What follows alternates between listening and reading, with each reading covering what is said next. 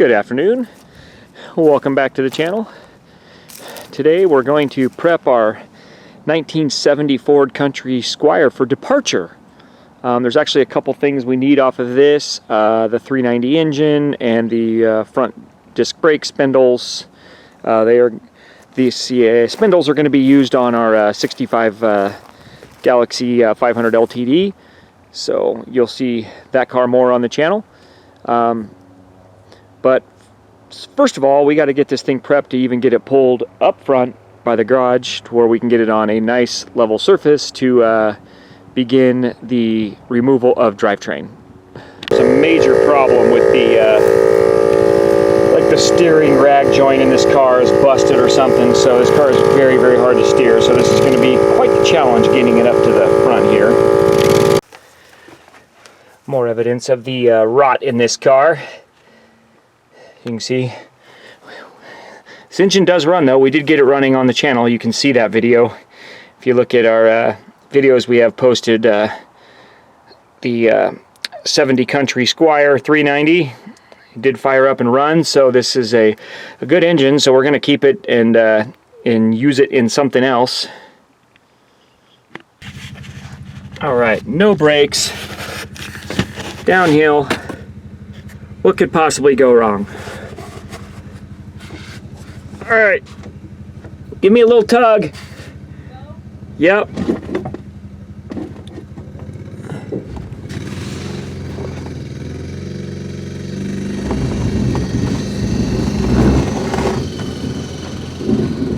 Okay.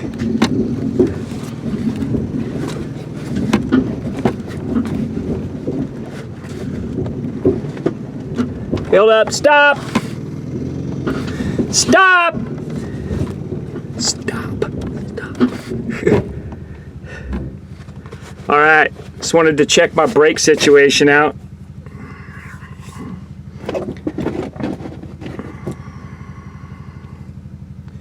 Okay, I'm gonna go.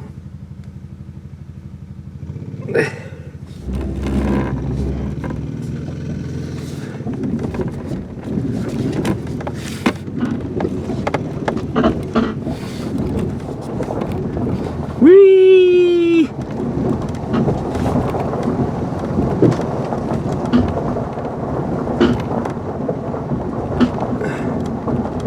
Okay, hold up!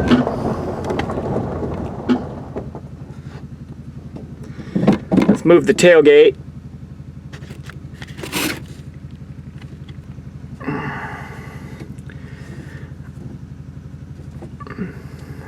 All right, here we go. We're going to try to do this without taking out the house or my son's Fox body.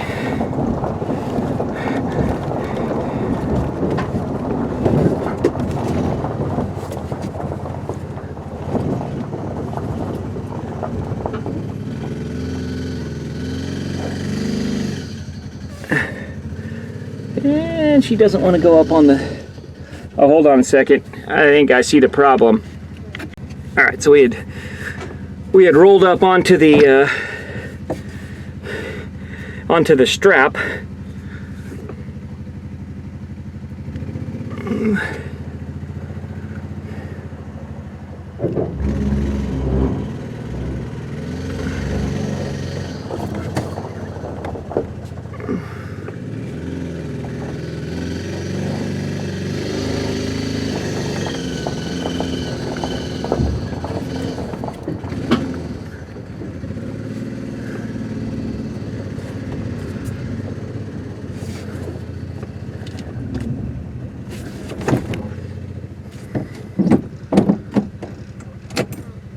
And I think that'll do it. All right, so the old side-by-side did the trick. There she is on the slab, ready for teardown. All right, so preparing this thing for departure, but we need the engine and transmission out of it before it goes. First things first, we're going to get the old drive shaft out of it. I'm a little claustrophobic, so I'm going to get a little space between the car and the ground for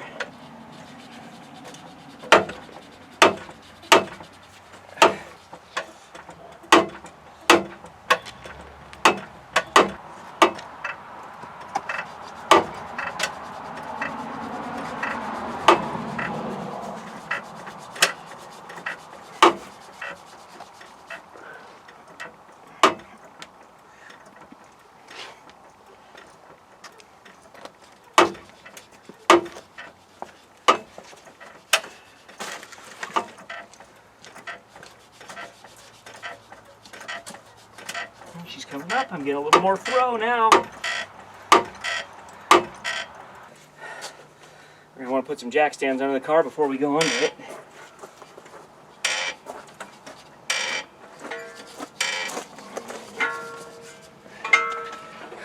Ooh, Harbor Freight ones. Playing with fire. We got to get this drive shaft out of here. So I'm going to get over here. Oh, why did I go sideways? Now I can't turn over. Okay. All right. That's better. Okay.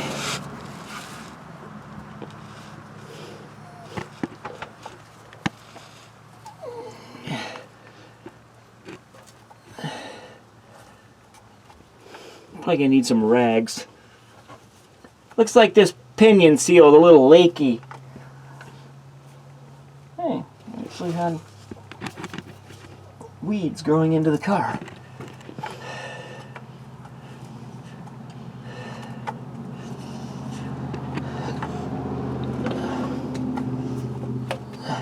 The first thing we'll do is we'll get the drive shaft out of it, and then we'll go up and we'll work on the getting these everything unhooked from the transmission. We'll jack it up from the front when we do that, give ourselves some more room. Okay, so what I'm going to do now is I'm going to pull the drive shaft, and one thing that I do is I keep an old yoke around that fits a C6, and we'll bungee cord, and I will put the bungee cord, put the bungee cord in, keeps something in tight against my seal against the rear of the transmission, so when I pull the motor out, all my transmission fluid doesn't dump on the floor.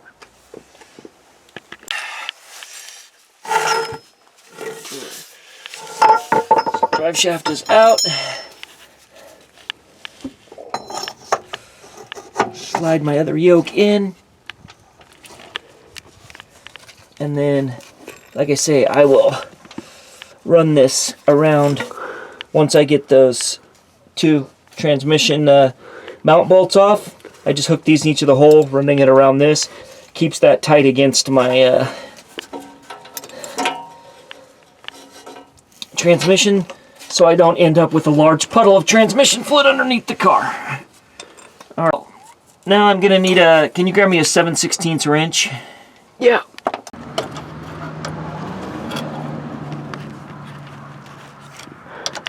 I don't like these. I don't like these.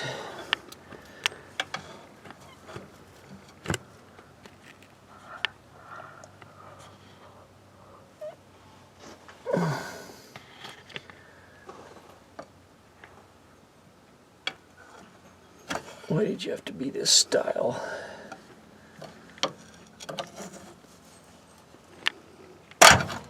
Okay, got that one out, but that may not help me completely,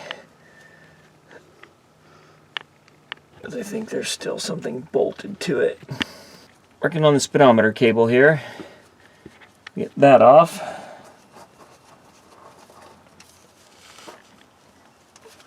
She's been in there for a New York minute, so it's not going to come out easily.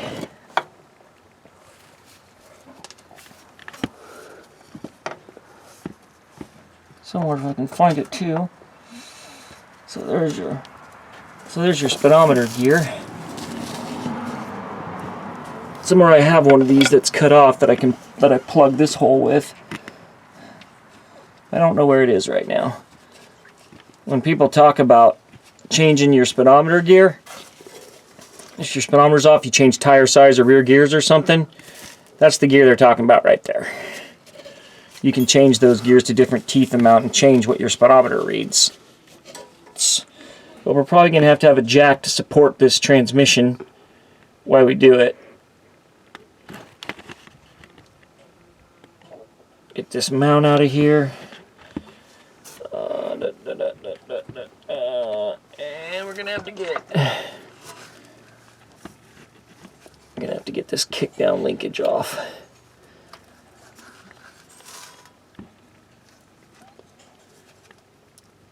This probably has just a little circlip on it.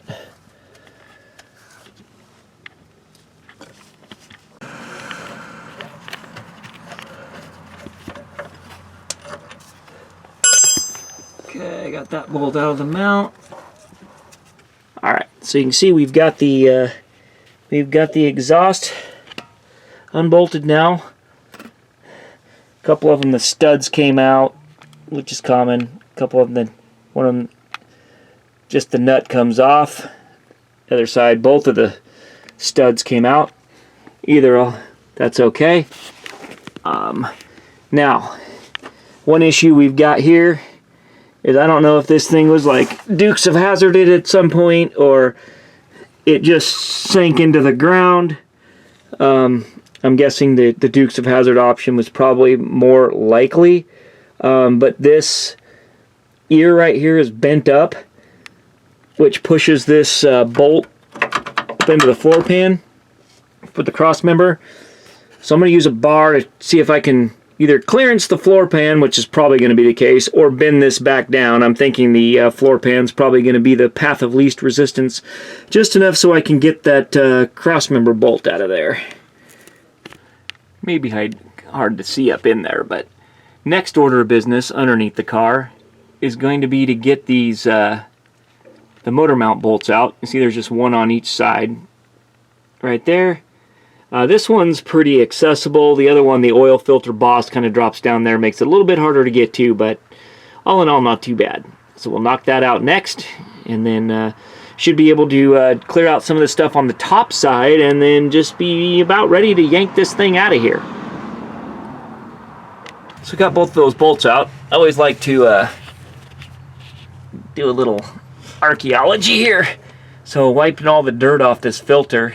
She's a Haviline, looks like superior grade T1FS. So I don't know if anyone's tried to date that filter. Maybe looking like maybe mid 80s. I don't know. Comment below what your thoughts are. So up here, hood's been removed. Now we've just got a matter of, it is starting to sprinkle a little bit, but not too bad. Got these AC lines already disconnected.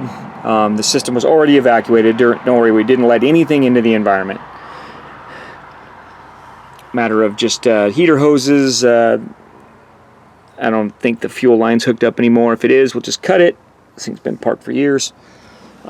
So just a few cleanup things up here, and then we should be able to get this cherry picker on it and yank this motor and trans out. Alright, so we got all of our little incidentals, vacuum hoses, heater hoses, fuel line, throttle linkage, all the little miscellaneous doodads are hooked up. Now, as soon as we start pulling this, we'll find like 16 more that we forgot to unhook, but the only way to find those is to start pulling. Here comes the nose of the car. She's going to look like a gasser.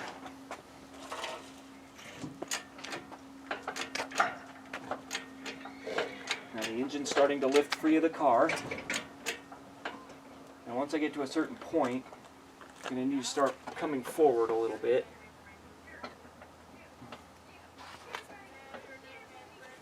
Looks like I'm clear of the studs. We're bringing the transmission too, so we gotta watch that piece of linkage in the back there where that likes to get caught. We'll proceed here.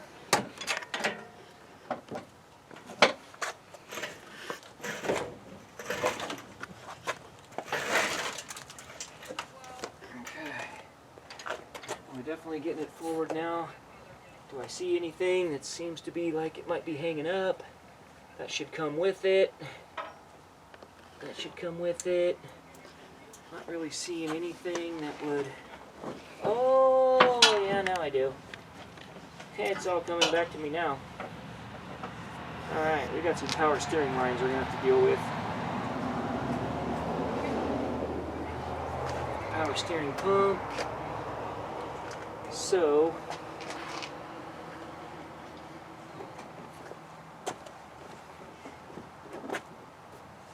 let's see.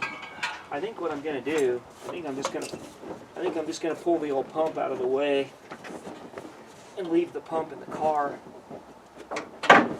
There's a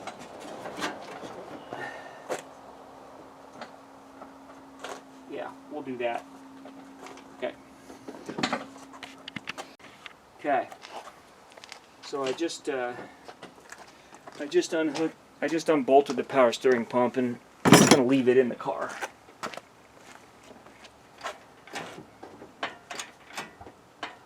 And I will tell you, no matter how long your car's been sitting, you will have coolant in the system somewhere that will make a mess. Okay.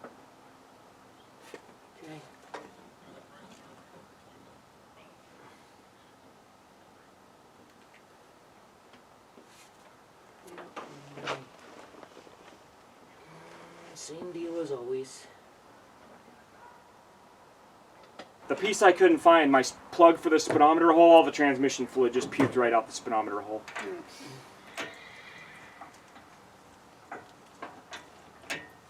Okay, let's pull it out a little bit. Okay, keep going up. You gotta clear that whole thing. Always like to play the game, what's in the spare well? We haven't even been back here since we bought this car. Like I say, these rear seats are still covered in plastic. Look at that. This was a thing back in the 70s, 60s and 70s. You got your interior covered with plastic. That way your back could sweat really, really good, especially back here in this terrarium. And your t-shirt would just be soaking wet, stuck to your back. It was awesome. Best part was, see, my parents didn't do the plastic, so we had the perforated like vinyl, so you'd actually have that imprint in your skin when you tried to peel yourself out of the car. It was lovely. Definitely some mousage been living in here. This is probably a nice little home for some for a while. We're gonna try to get to this little lever here so we can see if we can flip this seat down and get into the spare well, and maybe there's like $500,000 in cash in the spare well somebody stowed away. You never know. We do have the little Christmas tree there. That's why it probably smells so fresh in here. I'm being sarcastic. Flipping that lever, we can just fold that down, makes a nice little cargo area back here. Then we can get into this spare well here and see. Oh, nothing but daylight. See why this car was not worth saving? She's in pretty rough shape. So, had there been a spare in there, it would have fallen out a long time ago. It would actually been almost like a tag axle. It would have just dropped down and rolled on the ground right in the well there.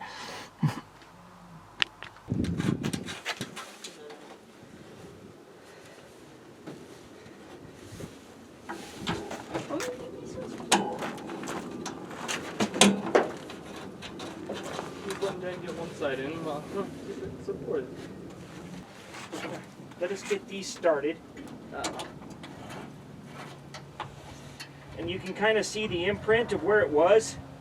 So we want to get it back in the same place so it latches properly, because we don't want whoever's buying it to have the hood come off in transit. That would be bad. Okay, let me see the wrench, Kale. I'm going to tighten this one so it's right in this. You're tightening things at like a mile per tortoise. What? A mile? Does that even make sense? That doesn't even. It makes tons What's of a sense. mile per tortoise? It's what it is. Okay, so we want to look at the witness marks on here.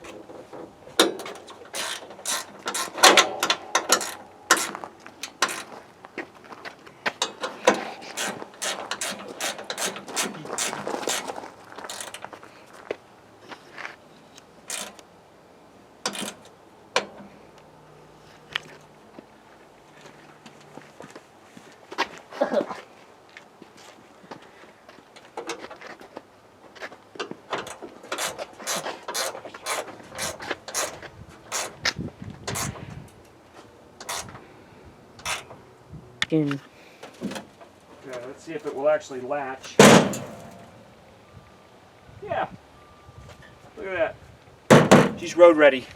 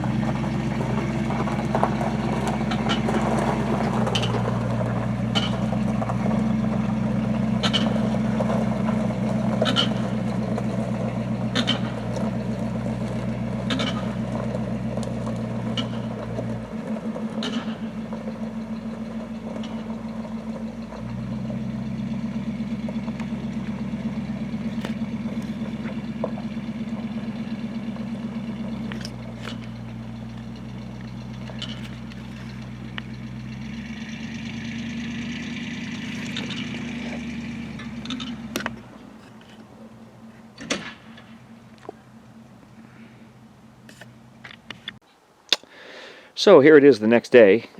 Sorry we had to cut filming short last night. The skies kind of opened up on us. Just something that you deal with when you live in the Pacific Northwest. It can be 80 and sunny one minute, and next minute you're ducking for cover. The engine is out of the car. As you can see, we did make quite a mess. My little yoke trick worked flawlessly as usual, but that's all a moot point when you forget about the speedometer cable hole right there, where when you pull these things as a unit, it comes out at such an angle that yeah, all the fluid pretty much dumped out that speedometer cable hole and made the mess that you see here. And now this car is pretty much ready for transport once you put the hood back on, and looks like I've got some cleanup to do. Lovely. That's what I wanted to do. Hopefully this didn't stain the slab too bad. As soon as I get this speedy dry cleaned up, we'll assess the damage. Again, thank you for watching, and we'll catch you next time around on Full Size Ford.